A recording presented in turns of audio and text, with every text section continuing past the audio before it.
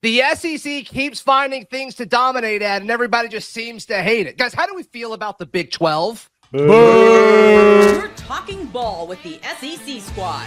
From Alabama to Tennessee, from Georgia to Oklahoma, from Auburn to Texas, it's the local experts of the Locked On Podcast Network bringing you scoops, breakdowns, and the most comprehensive preview of the upcoming SEC weekend.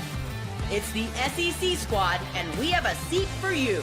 Hurt feelings and thin skin are prohibited. Squad up, you're part of the SEC squad. Yes, this is the SEC squad. Thank you so much for making us your first listen every single day. Filling in for Chris Gordy of Locked On SEC. I'm Zach Blackerby, the host of Locked On Auburn. That's Stephen Willis, the host of Locked On Ole Miss. Luke Robinson, the host of Locked On Bama. Jay Smith, the host of Locked On Sooners. And Corey Burton, the host of Locked On Vandies. And there are several things that all of our teams have in common.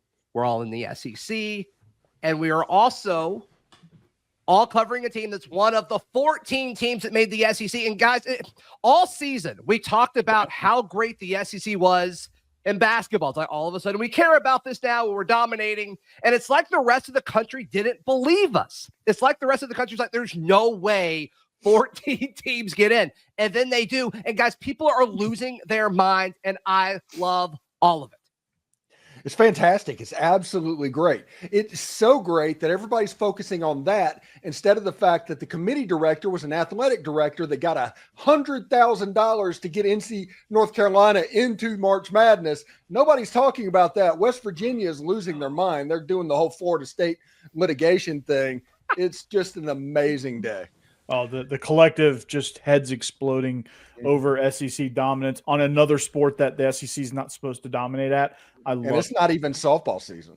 Yeah, I think that's what it is, Corey. I think it's like, okay, the Big 12 and the ACC, they had college basketball. That was their domain. The Big 10, I think, was, for a long time better than the SEC as well. And I think it's just kind of snuck up on them. Where all of a sudden, like, oh my goodness, there are so many elite coaches throughout the SEC. There are so many elite players throughout the SEC.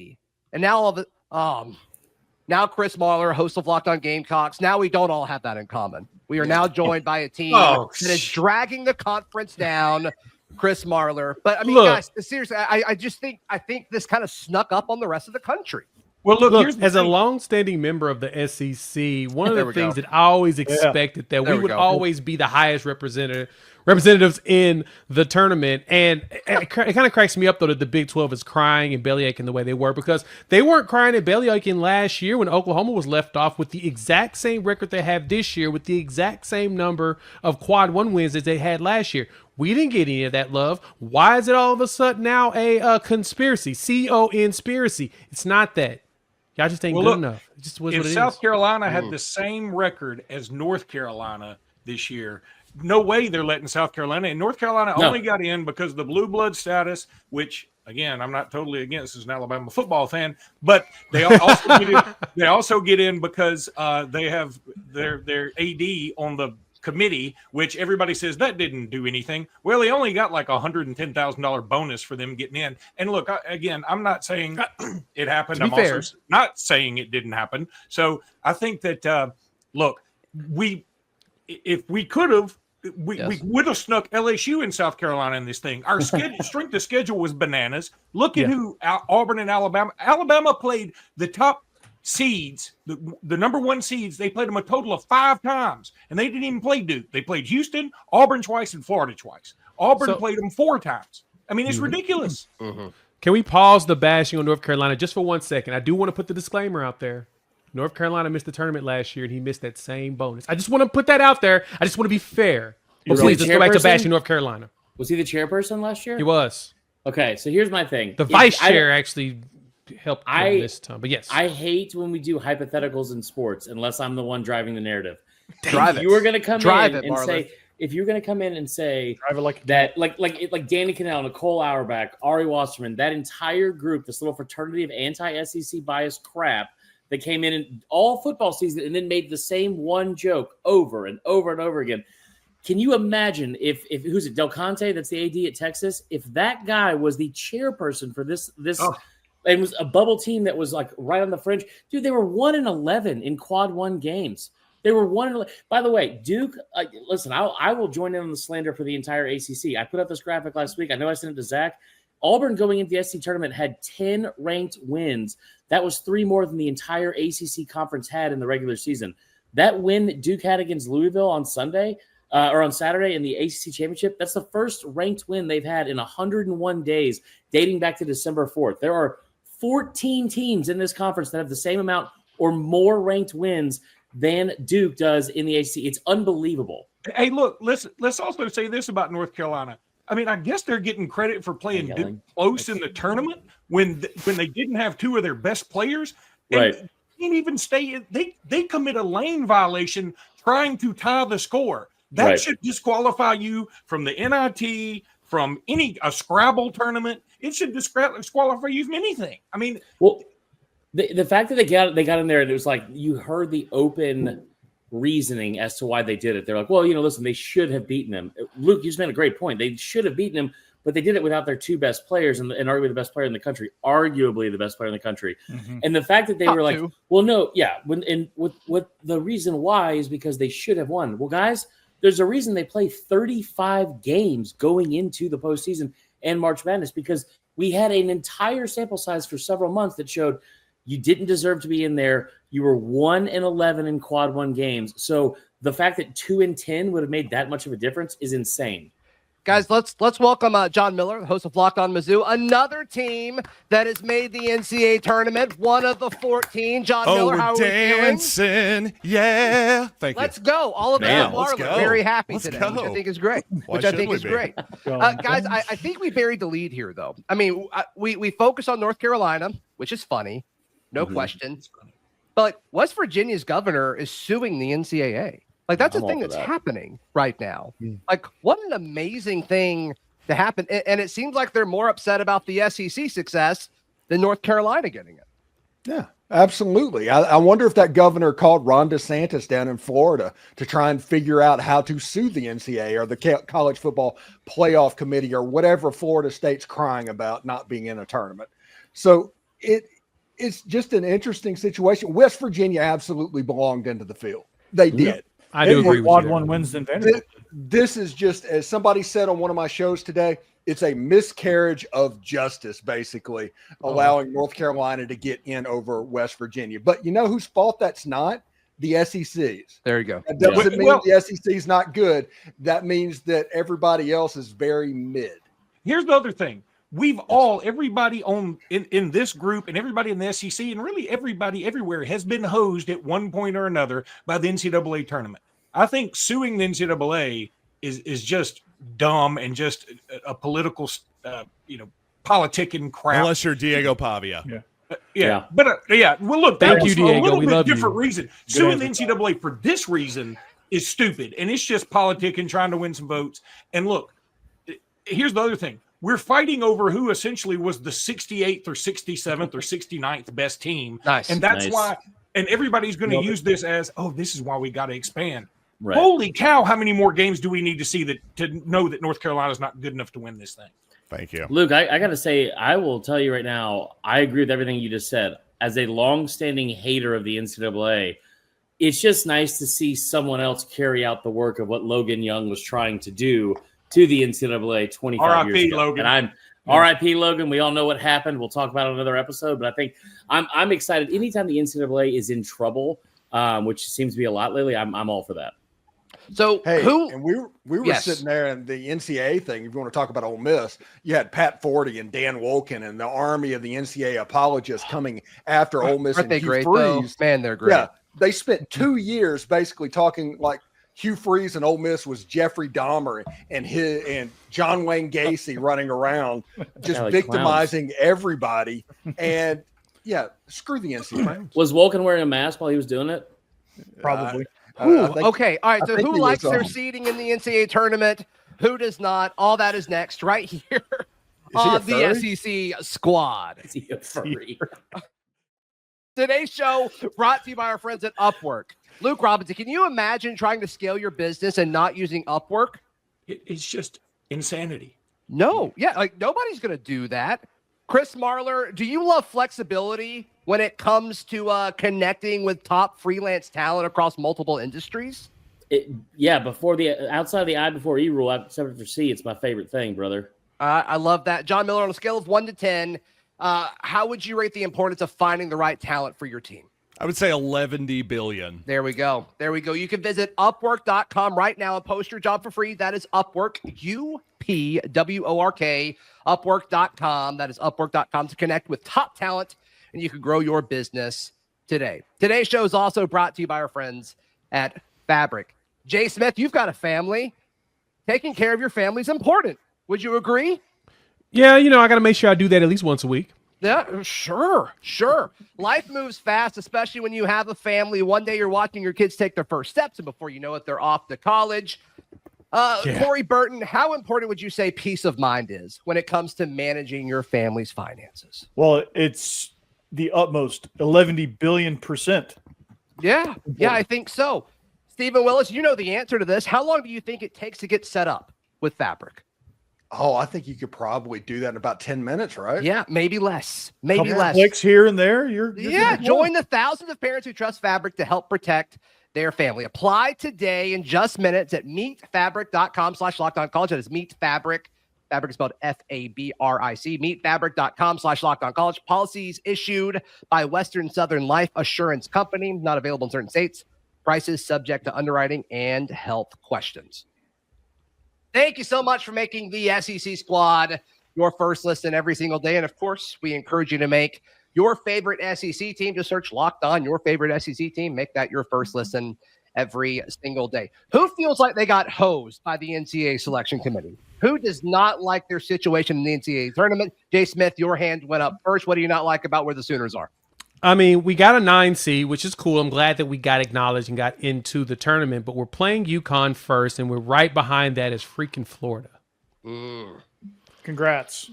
Yeah, and I'll be honest, anybody that got a 9 seed or an 8 seed, for the most part, got hosed because the number ones this year are really good. There's a lot of actual talent at the top in the 1s and 2 seeds. I would have loved to have been like an 11 where we had a chance to go a little bit deeper in the tourney and then see that number 1. But yeah, I think that spot got us a little hosed, but hey, I'm just happy that we're dancing. There's a got screwed because they seeded you too high, is what you're saying. Right. Yes. I like that. Yes. Okay. Steven, that's kind of been your argument too, as far as where you wanted Ole Miss to be seated. You raised your hand. How did Ole Miss get screwed here? Once the regular season's over with, the record, the quad ones, the whole 9 yards, it goes out the window. It's a new season. And North Carolina and San Diego State, they played for a national championship in 2022 and 2023. Both of them did. And they both have the talent. This would be like being drawn up against Arkansas. They have NBA players and people that can get after you. And they might be young, they might not be, but there's different ways they can beat you. It's not like playing a typical mid-major, to where if they just get hot, there's really 1 or 2 ways that they can pull the upset. This team can just absolutely get on a heater and out-athlete you a little bit. So that's a little bit scary for an Ole Miss team that doesn't have the high-end players that other teams in the SEC have. So if Ole Miss gets through this first-round game, I mean, they could go all the way to Elite Eight. I mean, they literally could do that. I don't see any problem necessarily getting there. They have the talent to do that. This first game is going to tell the tale, whether it's North Carolina or San Diego State. John Miller, you raised your hand very politely. Don't let Marler talk. Go ahead. I will not. So here's the thing. I have kind of a Missouri take, but also a bigger picture take too, which is that a lot of people have been talking about how the conference tournaments don't really have a lot of bearing on your seed in March Madness anymore. Well, what it does seem like is head-to-head matchups have a bearing on your seed, because if you look at KenPom, for example, you got Missouri 15, Kentucky 16, Texas A&M 17, and yet Missouri a 6, Kentucky a 3, Texas A&M a 4. Well, what do Texas A&M and Kentucky have in common? They both beat the Tigers at Mizzou Arena. So it seems like, rightly or wrongly, the committee is really taking those intra-conference matchups very much into consideration. Yeah. Go ahead, Marler. Sorry about that. So I think that Mizzou got screwed because of that. But I think also, like, the only team I think that is really way too high in the SEC is Kentucky. Like, Kentucky finished 22-11. I jokingly said this after they got a 3 seed. I wonder how many more games they could have lost and still been a 3 seed, because it seemed like they were on that line no matter what for a while. Like it was just, there was nothing they could do wrong. Mizzou goes on the road and beats a Florida team. Like I said, it was like a month and a half ago, but I guess if we're going to be a prisoner of the moment, they don't deserve that. The team that got screwed outside of that, I think Mississippi State as an 8 seed is too low, and they don't have any super like multiple great wins on their resume. Okay. But Auburn is the number 1 overall seed, and they are going to potentially play in the second round an 8 seed.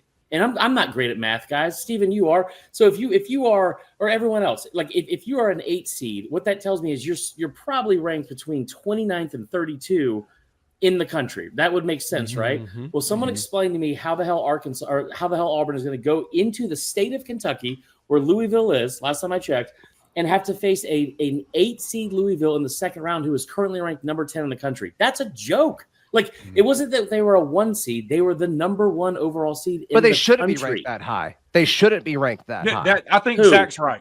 I think Zach's, because here's the thing: the AP rankings and all that. I think they've got it screwed up, and I think the committee is sort of looking at it with Vegas eyes sometimes and going, "Yeah, that's fair." Louisville probably isn't the number 13 team in the country. I don't care what anybody says. When this came out, Auburn fans were upset. I was shocked. I saw the list. I saw the bracket. I'm like, oh, this is awesome. And then I get on Auburn's corner of Twitter and all of that. And I actually think Auburn plays Creighton too.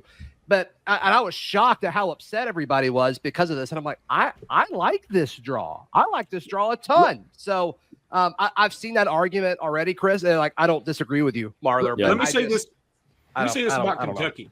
I think Chris hit on something that, it's like sometimes Kentucky was apparently just gonna be a 3 no matter how bad they play. Alabama beat the brakes off of them, or how many people get hurt.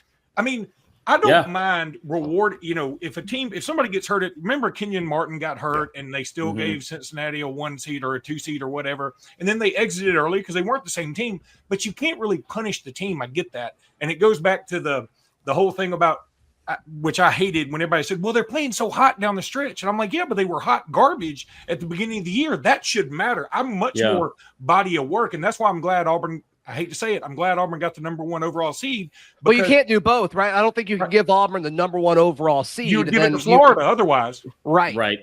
If it matters what you did lately, then Florida should have been the number 1 overall seed. I think it's also also weird to me. Lately, Vandy's not in the field, so also true. That's true.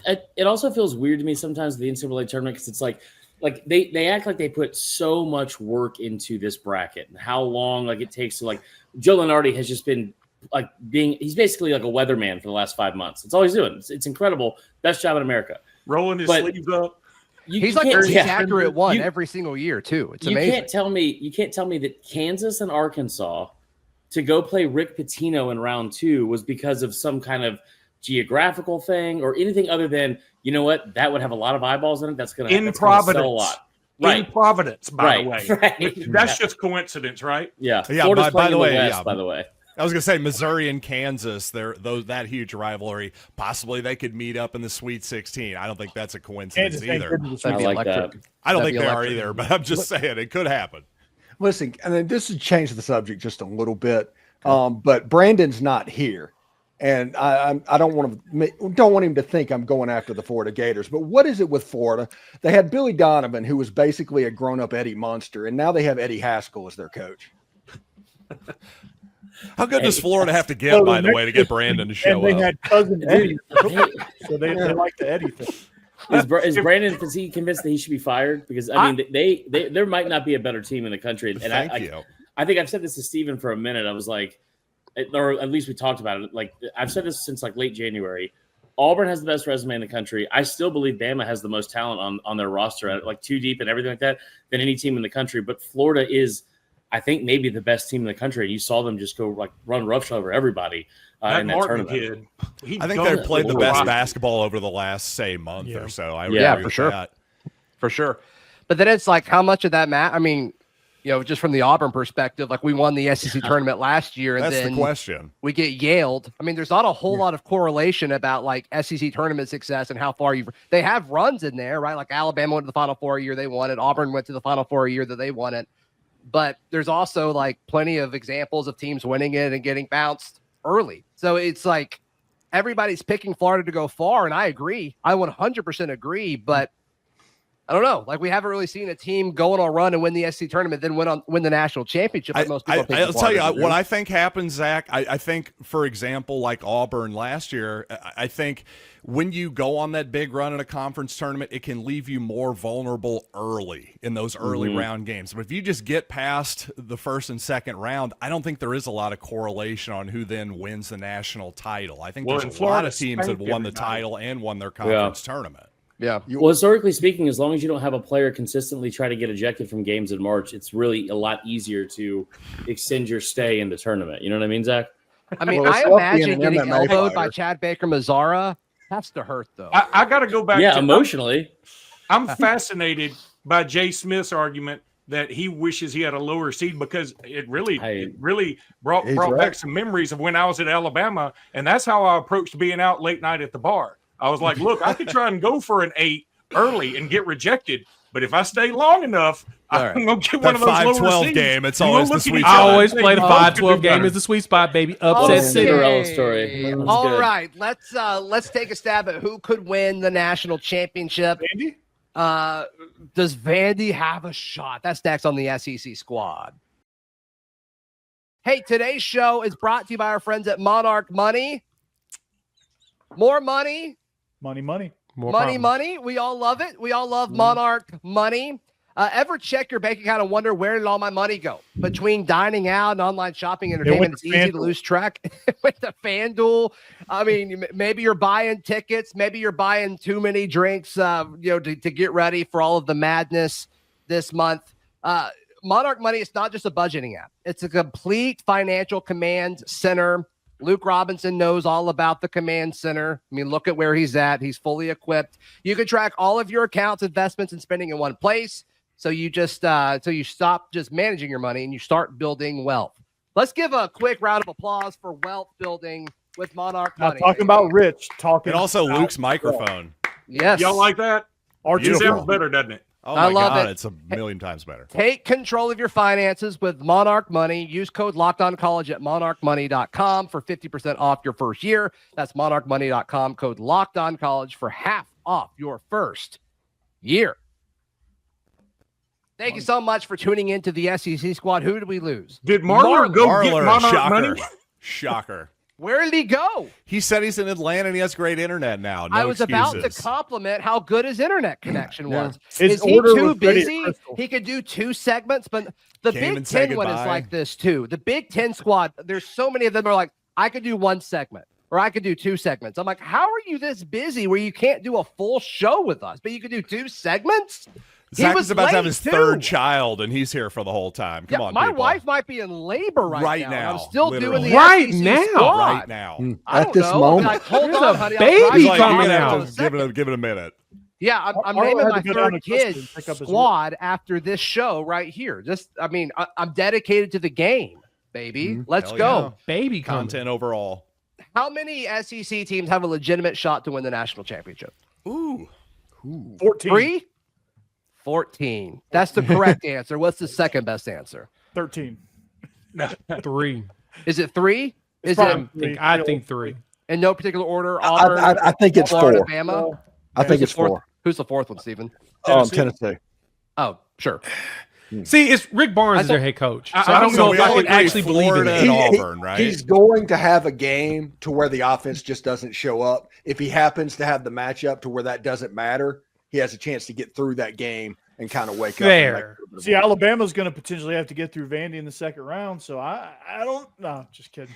Well, Tennessee got love lucky the having swag. Houston as their 1 because they play the same style. It's just going to be like playing in a swamp, just dribbling in mud puddles. No, it's going to be a boulder fight. It's not even going to be a rock fight. So Look at Missouri has already Tennessee's beaten path. its 1 seed in its region, by the way, Florida. I think the Tigers have a top 5 offense in the entire country. I wish they were a little bit better defensively, obviously. Typically, I like to lean on teams who are better defensively to get to the Final Four. But I at least think Missouri can get that far. I think they've shown that upside. I love that. I'm trying to find Missouri on my bracket. Yeah, I'm You don't have to look that far, buddy. They're 15th in Ken Palm, 6th seed. South region. Do you know what thought I've kind of been having as this bracket's been going? Because Florida's looked great over the last 2 or 3 weeks. Absolutely fantastic. Just an absolute machine. The last time I saw somebody that looked like an absolute machine go into the NCAA tournament, it was UNLV in like 1991 with the Larry. You haven't seen a team like that since 1991. UConn looked pretty good last year and the year before. But the hype around Florida, they're so explosive. You think it's more than Kentucky 2015 when they lost since one game the entire year?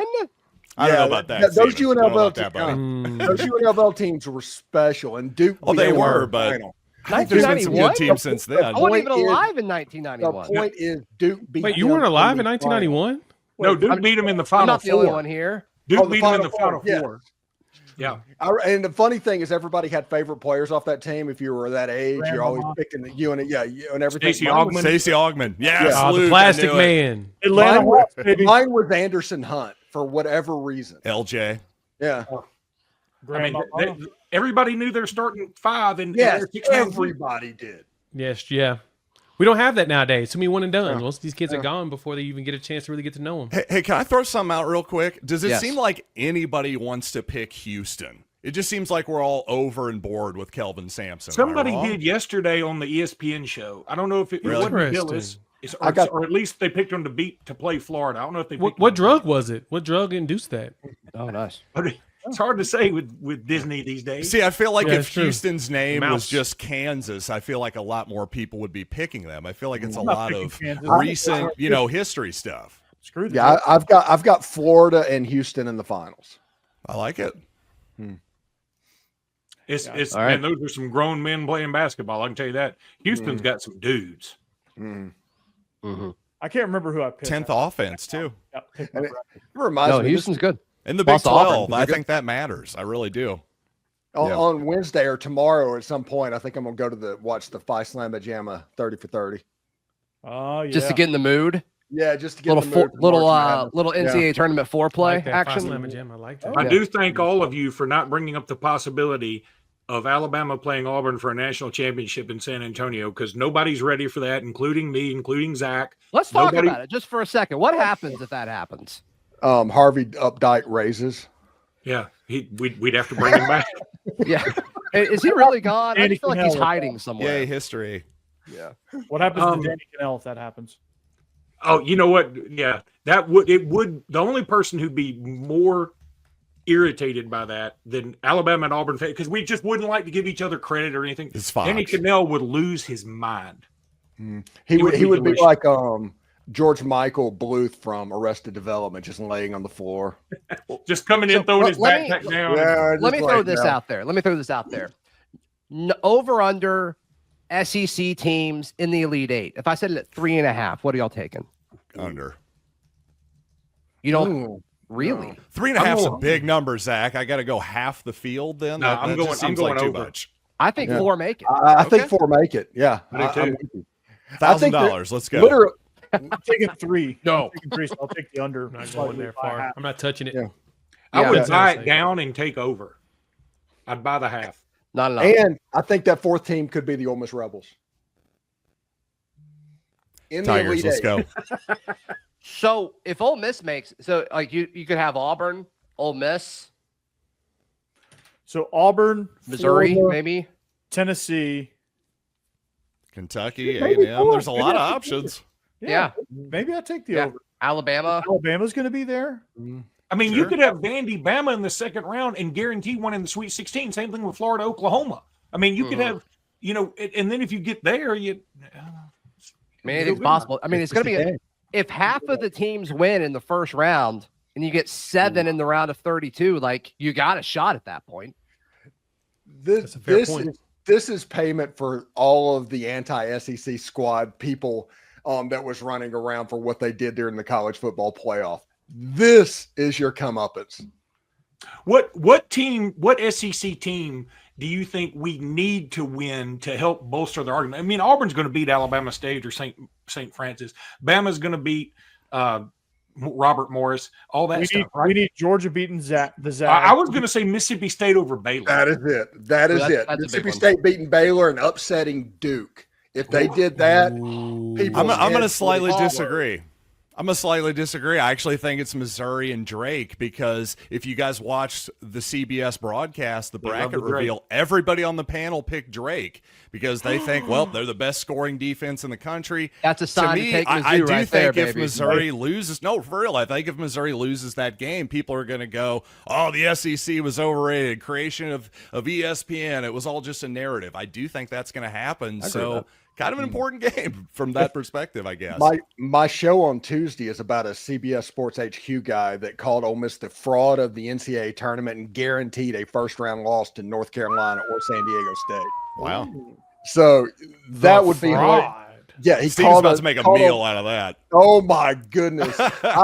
I had one of the most beautiful first segments ever. That show might feed families. Good for you. Oh, good for his you. family. Don't forget the little people down here in Nashville when you strike it rich on that episode. No, that's the worst take ever. Calling an SEC team that won 10 games, including wins at Alabama, against Kentucky and against Tennessee, a fraud. Get the heck out of here. That is pretty wild. That is very wild, but very aggressive too. I mean, you had to have some good non-con wins too. I don't remember them offhand, but they beat Louisville by 25 in their place. Yeah, I knew it was. Oh, that's all you need. Yep, pack of frauds. Yeah, get out of here. Sound like a pack of frauds to me. As well. Steve, go join the Big 12. You guys are frauds, man. Yeah, seriously. It's like American Conference. I mean, we were going up against UAB in Memphis in the conference tournament. Yeah. All right. But yeah, so I was gonna say, take us home, Corey. The committee was all against Vandy too, so that'd be a nice little hoorah moment for the SEC if they beat St. Mary's in the first round because everybody's on the Gale bandwagon there. Absolutely. Hey, yes. By the way, this is the year that I learned that Mount St. Mary's and St. Mary's are two different places. Good for you, man. I'm glad that happened for you. It's exciting. That was a big moment for me. This is huge. So bonus points. Where are both those places located? Mount St. Mary's is that North Carolina or something like that? I want to say yes. Mount St. Mary's is in Ohio. Wow, those aren't the same. This has been a tough ending, I gotta say. We should have cut it off after Corey. St. Mary's is in California, right? Yeah, that one is. Yeah, that one I'm aware of. The Gales are good. in California. Good. Yes. All right. If any Mount St. Mary's fans comment down below, we'd love to hear from you. Maybe you can host Locked On Mount St. Mary's. That'd be fascinating. All right. Thank you so much for tuning in. Emmitsburg, Maryland. Oh, nobody was right. All right. We were way off. Samsonite. That's John Miller, host of Locked On Mizzou. Jay Smith of Locked On Sooners. Corey Burton, host of Locked On Vandy. Luke Robinson, host of Locked On Bama. Stephen Willis of Locked On Ole Miss. I'm Zach Blackerby, host of Locked On Auburn. Thank you so much for tuning in to the SEC Squad. What's all this 1 in a million talk? What?